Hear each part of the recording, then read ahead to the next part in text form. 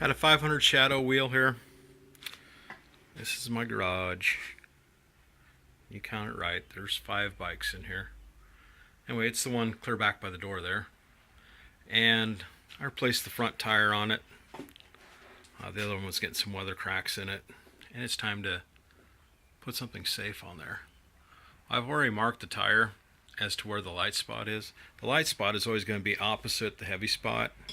Well, how do you determine that? Well, just give it a light roll. And the heavy spot is always going to settle down towards the bottom. So as this rolls around,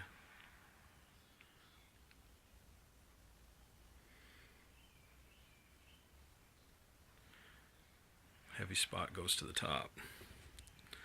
Now I've already cleaned up the rim a little bit, and I get the sticky weights, 1/4 ounce increments, and this will be 3/4 of an ounce. I'm going to go ahead and tape that to the wheel.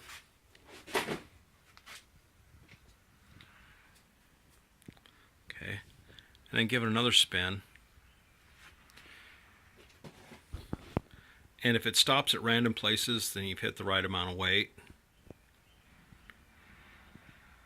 And I've already checked this, and it just happens to be the perfect amount of weight. Okay, so it stopped there. If I give it a little nudge, it stops there. If it was heavy, it would roll back to the bottom, but it's not. So anyway, I'm going to take these weights, paint them black, stick them to the wheel.